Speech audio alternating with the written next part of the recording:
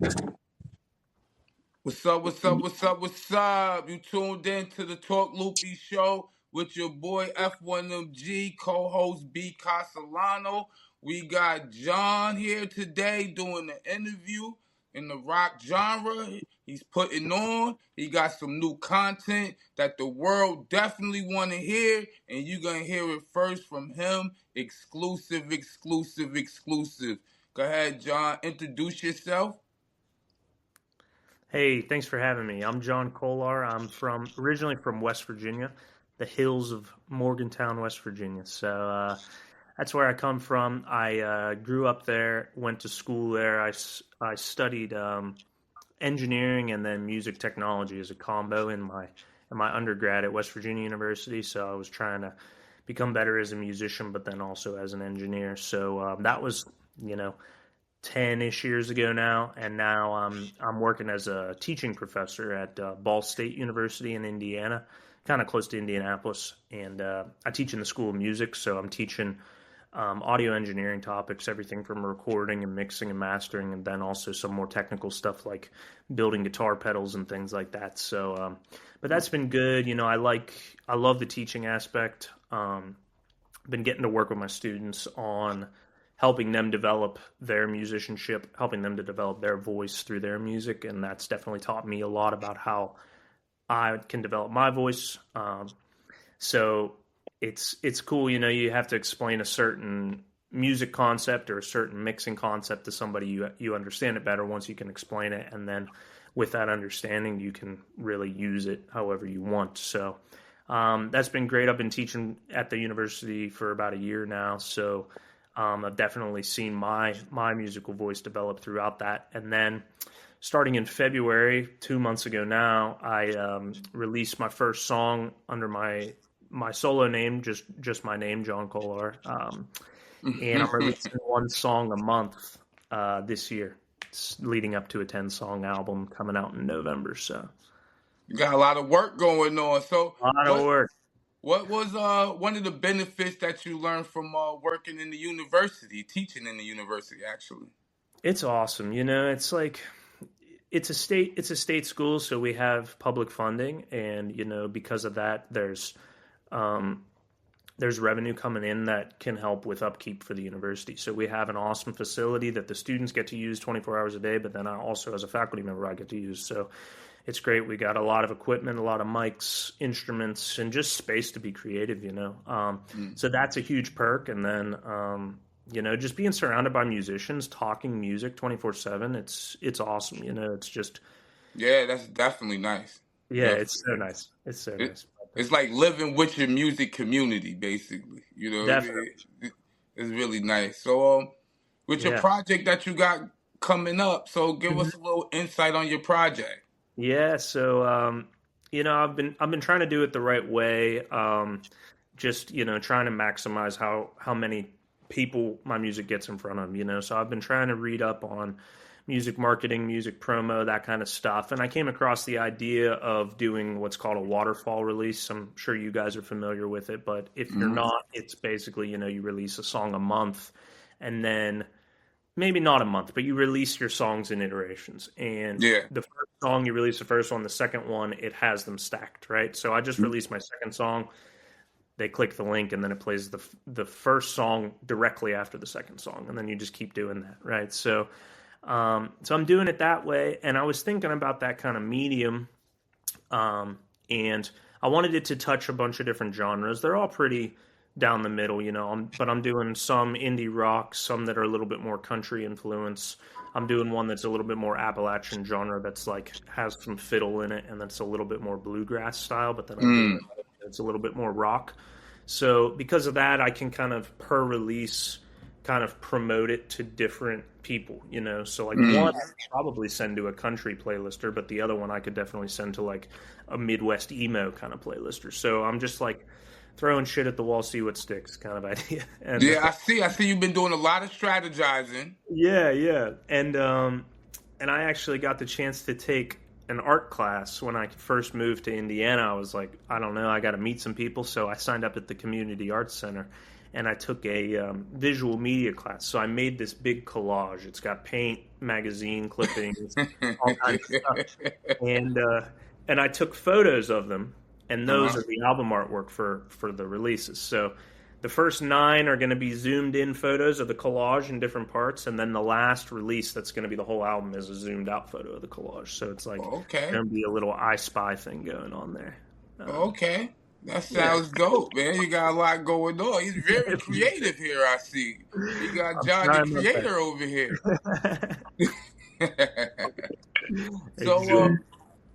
So what's going on with this project? Where who helped you with your project? Like, who's affiliated with your project that you're working on? For sure. So sometimes it's just me on a song, but most of the songs have another person's name on it. So I got a good buddy who lives back in Pittsburgh now. That's where I was before I just moved here. And he's from West Virginia as well. He's my drummer for everything. His name's Cole, and he's got a good setup in his attic to record drums. You send him something, he does it, and it sounds awesome. And then he sends it back, I mix it. So I got him doing a lot of drumming stuff. I play most of the other instruments on it. Bass, guitar, vocals, and keys, but I can't get the drums down, man. I can't do something different than my hands. So y'all basically merged y'all sound, and y'all creating a new sound is what's going on here. Exactly, yeah. And then I was living in Pittsburgh for 2 years before I came here, and I was playing with Cole, once, twice a week. So we kind of developed a chemistry there that I think he understands, like, my musical language in a way that's kind of special. We developed that chemistry. So he's helped me out. And then I had an old professor who I learned from at West Virginia University. He's actually Grammy nominated in a classical album that he worked on, and he mastered my song that is coming out in 10 days now. So got him on it. Got a couple other friends from childhood and other things from different parts of life that are playing strings on some, sax on some, and also have a new friend that I just met at Ball State who's a drummer in the drumming faculty, and he's killer. His name's Cassius. And so you got a lot coming for us here, John. You've been holding out, man. There's a lot going on, man. It should be fun. So for independent artists that's emerging and want to get into this game of the music industry, what would you say to them? Yeah, I mean, the biggest thing that I've noticed, I can see it in myself. It's easy to get discouraged because you're like, to be a functioning musician, you're expected to be able to play more than one instrument, to be able to produce, to be able to mix and do all these things. And like, you can send that off to other people, but it's also you're paying more money, right? Or it costs you more. And then on top of that, that's just the music aspect. You also have to be a videographer. You have to be a social media marketer. You have to be your own playlist, your promoter for yourself. Everything. Get placements like this podcast. You know what I mean? It's like you have to do all of these things. And I think it's super easy to get discouraged on yourself and just say, I'm not doing enough, or like, why didn't I get that placement? Why didn't I work harder? Why am I eating my dessert now and watching Netflix and not working on my music? But it's like, it's okay. It's okay to take a break. And I would say that you don't need to get down on yourself. I would just tell somebody that, like, just overall stay as positive as you can and just like keep making the music, because that's why we're here. Music is what brings so together. It's what brought us together today, and it's like just staying positive and thinking about what music actually means to you and why you're doing it in the first place. And then it's like, yeah, it's not a bad day. I just, I didn't get to those emails, or I didn't get to that part today because I'm a human being and I have to sleep and I have to eat. Indeed. That's very, very true. How do you break that down to your students? Yeah, that's a good question. I think a lot of them, they ask specific questions like, how did you do this? How did you mix this? How did you promote this? They'll ask very specific questions. And a lot of the time they're, I think, surprised that there's a lot of a lot of things going on when I'm making new music or when I'm promoting music, when I'm doing all these aspects of being an independent musician. But I think a lot of it, really what it comes down to, underlying in their question is, how did you have time and how did you have the ability to do all of this, right? So I think I'm older than my students, so that's something that I've had years on them to learn more things than they have, right? So they need to understand that they need to be patient with the process to learn how to edit the videos, to learn how to play that guitar lick and all of those things. So patience and then time management on top of that. So, just figuring out that, those are two keys. Two keys he just gave you: patience and time management. Right. Two keys. Yes. That definitely goes a long way because like I have my own podcast, which is the Bar Show, and I do brutal comedy, as F1MG. First, I am signed to Family First Music Group, so I'm a content creator, and I think what you said, it really resonates with me because I'm one of them people where I like to stay ahead, so I'm consistently making stuff. Like I try to go for what I feel the people should hear. I don't feel you should water nothing down. If you feel it makes you comfortable, then that's what you should go with. You feel what I'm saying? Me, like I said, I'm a disrespectful comedian, and in these days and times, a lot of people are not used to individuals being blunt. They want you to pamper them and groom them and all that. And me, I don't feel that we're in them times. We're in them times where everybody's comfortable, and if you got a BBL or you got something going on, I'm supposed to just go with the flow because that's what you like. If I think it looks tacky, then it looks tacky. So, so basically, my whole thing is this: like, even dealing with rock, like rock has been around forever. You feel what I'm saying? Like Kiss and all of that. So, like, when you say you do rock music, you do like what, like contemporary rock? Like what kind of rock is it? Like, is it soulful rock? Like people feel like you got different kind of rock. Like you're always going to have rock and roll, but you have different kinds of rock. You understand what I'm saying? True. And I think that a lot of people just look at it like you go crazy. Like you had Jimi Hendrix, but if you look at Jimi Hendrix's style compared to other people's, like, he had a specific style that came along with him being a rock and roll artist. You understand what I'm saying? Like you look at Elvis Presley, but mostly people know him for doing this little dance with the guitar. So there's certain things, certain attributes that made this individual stand out as being a rock star. You get what I'm saying? Definitely. So, in what category would you place yourself in? You know, because to me, you sound like a sultry rock and roll player. Right. Yeah, for sure. Great question. So I think that overall, which doesn't, it's always a struggle for me to find the exact genre. I normally, if I'm saying it to somebody, I just say indie rock / alternative. So it's more contemporary. And I would say that it has definitely jazz / country / soul influences depending on the song.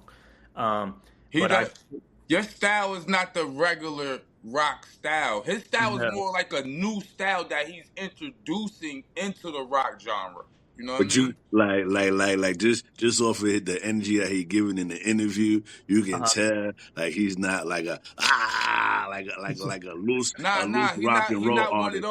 He has that real calm. He has that calm and sensual like style where he bringing like that. He got that little swag, and he from Virginia. He from the South, so he definitely bringing something different. So that's why I said that. Like I'm from New York, but I live in NC right now.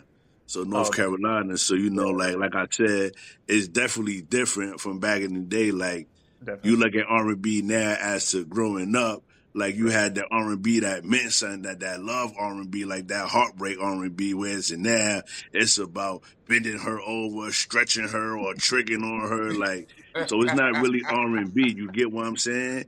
No, like you had rap, but you had rap that meant something. It spoke about our daily struggles of where we come from. Just like you had sultry country music, just like I said back in the day, and it depended on the artist. Like you didn't have Elvis Presley talking crazy. If you listen to Elvis Presley, it all had meanings to it. Like everything had meaning to what was going on outside of the artistry of what they was doing. Like this is what I am, but behind that, this is who I really am.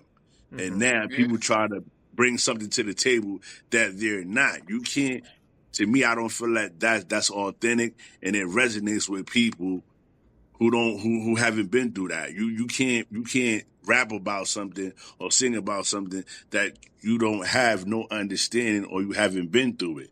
You feel what I'm saying? So the only way that it resonates with me is if you be honest. And like I said, I'm a brutal comedy. So I look at Richard Pryor as one of my favorites because he was a comedian, but when he went outside of comedian, he got high. We all know that. But he brought that to the table. Like, he didn't hide who he was as a person. Feel what I'm saying? Definitely. And maybe that made him overcome some of his struggles. I could go out here and I could say this to people and they could understand where I'm coming from. You might not get high for crack, but you might smoke weed. And this might put you in this, or you might smoke cigarettes when you down and out.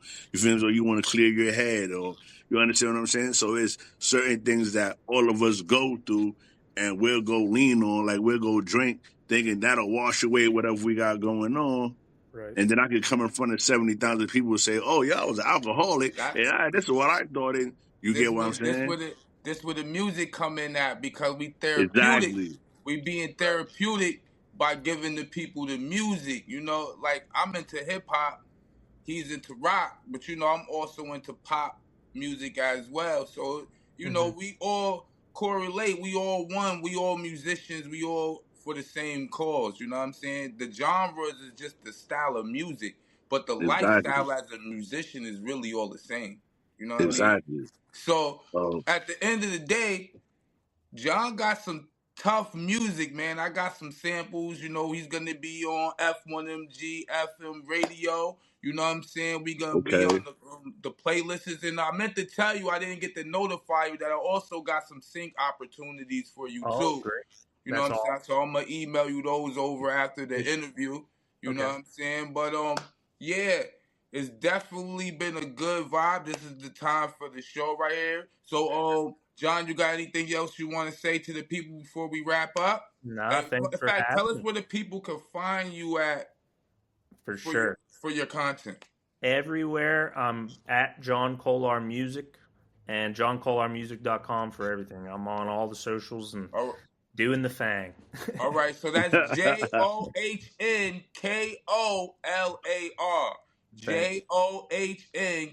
JOHNKOLAR.